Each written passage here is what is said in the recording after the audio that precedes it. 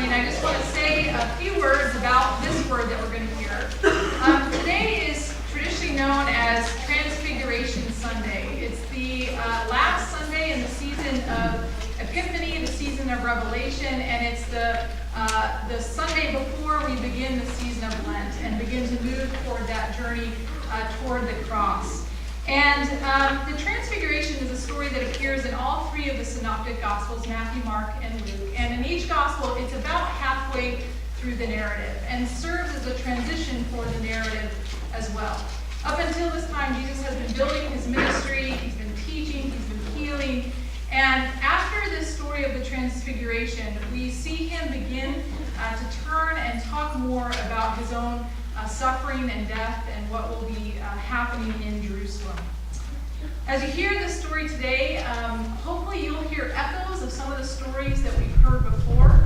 We're going to hear about Jesus and the disciples going up a mountain, which is historically a place of revelation. Moses went up the mountain to receive the Ten Commandments. Elijah had been up the mountain. Jesus was on a mountain when he gave the Sermon on the Mount. And we're going to hear a phrase, "This is my beloved Son," that we have heard earlier this winter in the story of Jesus' baptism. And so what Matthew continues to do in his gospel is show Jesus as the fulfillment of all of the teaching and the hopes of the Jewish people, the fulfillment of the law and the prophets. So he's going to show up here with Moses and Elijah, but even more so is greater than that and a fulfillment of that, and will be shown as God's own child. This is the God that the disciples continue to be called to follow, and we don't hear the rest of the story when they come down the mountain, but they begin to wrestle with what they've seen and heard and what it means for their life. And Jesus, as we know, is not going to be the kind of Messiah that is a triumphant, violent overthrow kind of guy, but as we'll see in the coming weeks as we move into Lent, one who, as he moves closer to the cross, teaches about lives of compassion and service and how we are called to follow. This morning, in place of a sermon, we are in for a real treat with our resident storyteller, Mary Cox, who's going to share with us a really wonderful story called 3 Questions. It's a children's book that's based on a short story by Leo Tolstoy, and it's about a boy who goes up a mountain looking for meaning and purpose and how he's called to live. So let us listen today for the Word of God.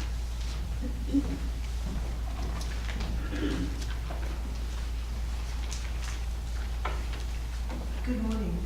May the Christian Testament from this morning shine a light in your heart of God's mercy, grace, and love.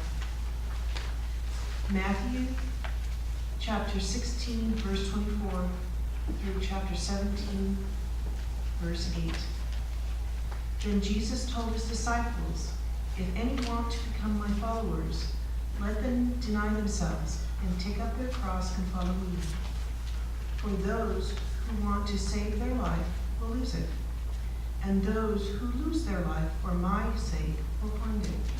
For what will it profit them if they gain the whole world, but forfeit their life? Or what will they give in return for their life? For the Son of God is to come with his angels in the glory of God, and then he will repay everyone for what has been done. Truly, I tell you, there are some standing here who will not taste death before they see the Son of God coming in his kingdom." 6 days later, Jesus took with him Peter and James and his brother John and led them up a high mountain by themselves.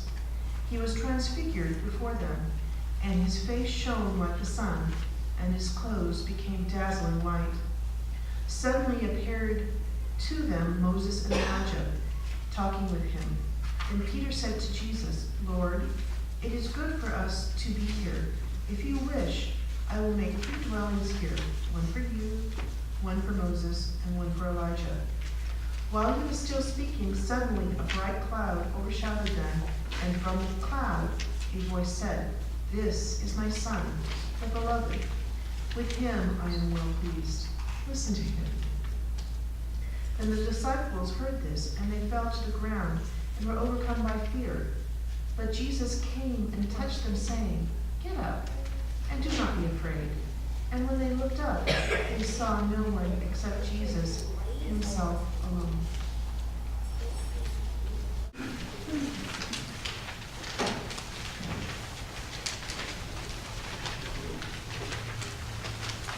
Have to look at who my people are. Check that I'm wired up.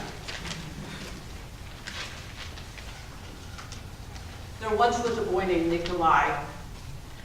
He sometimes felt uncertain, like a lot of us do, about what was the right way to act. I want to be a good person, he told his friends. I'm just not always sure how to do that. His friends, they cared deeply for Nikolai, and they wanted to help him answer his questions. They listened. When is the best time to do things? Who's the most important one? What's the right thing to do? Then Sonia, the heron, shook her feathers out and straightened up. You'll know when to do things if you plan in advance, she said. And Gogol, the monkey, who was rooting around in some leaves looking for something good to eat, said, you'll know when to do things if you watch and pay close attention. And Pushkin, the dog, who had been dozing, rolled over and stretched her long body out. She said, you cannot see everything by yourself.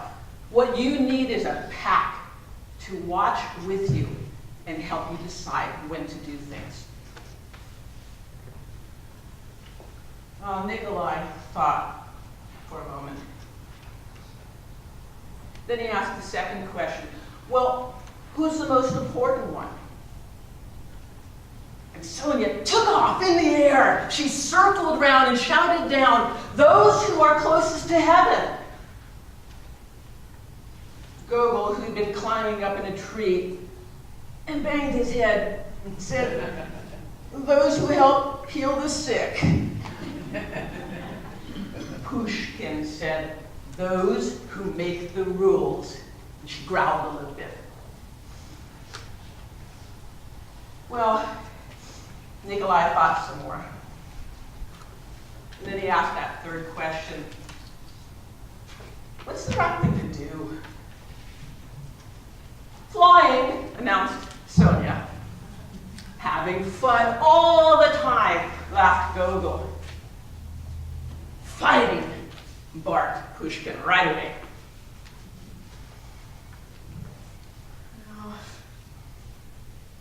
Nikolai thought about these answers.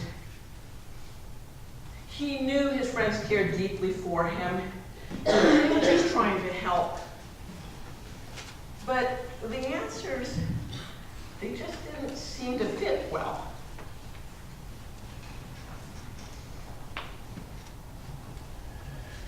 Then he had an idea. He would go to see Leo the turtle. Leo was quite old, very wise. Surely he would know the answers to his questions. So leaving his friends behind, Nikolai made his way up the mountain.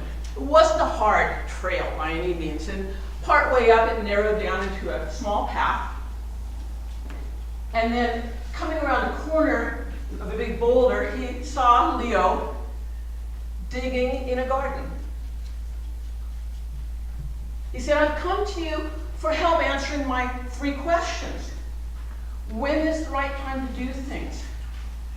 Who is the most important one? And what's the right thing to do? The old turtle listened, didn't say a word, but went right back to digging his garden.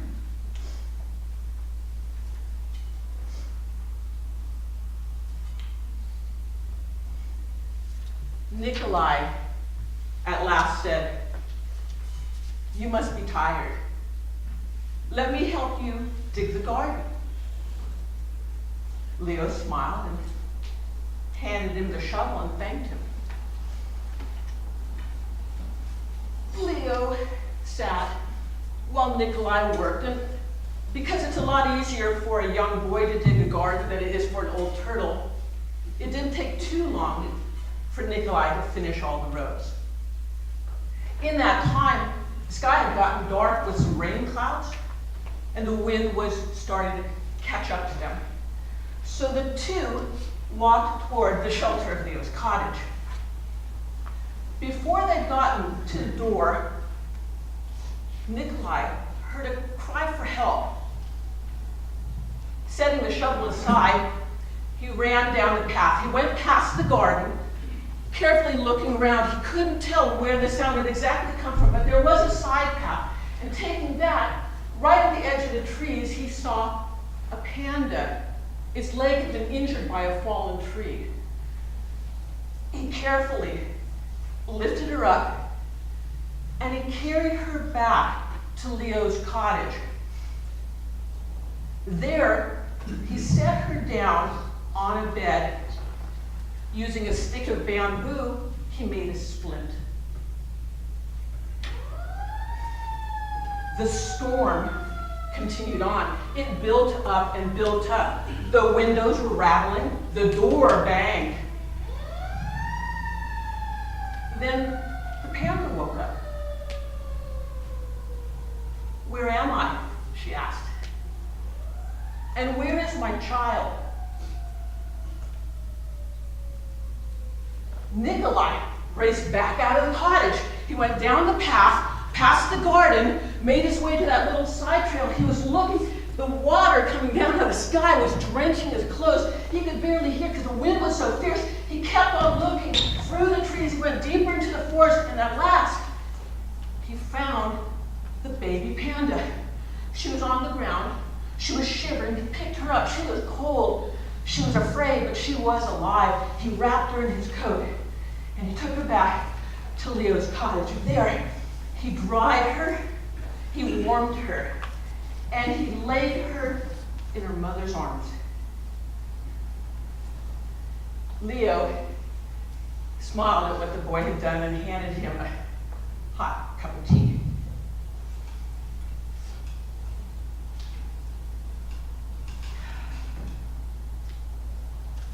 The next morning, the sun was out.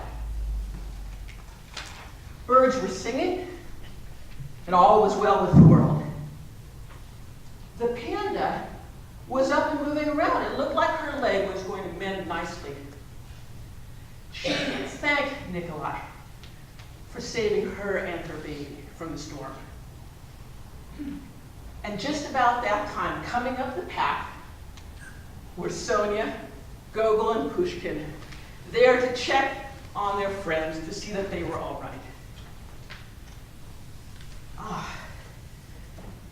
Nikolai, his heart was so full.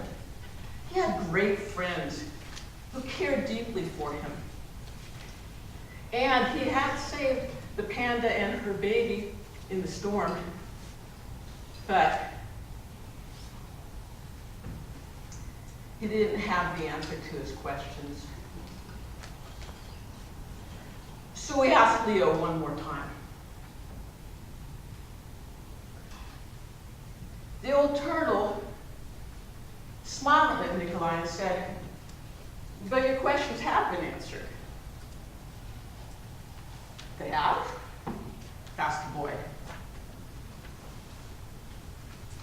"Yesterday, if you had not spent all that time helping me in the garden," the old turtle said, "then you wouldn't have heard the panda's cries for help. Therefore, the most important time was the time you spent in the garden. And the most important one was me. And the most important thing to do was dig the garden. Later, when you heard the panda and went to help her, the most important time was the time you spent caring for her and her child. And the most important ones were the panda and her baby.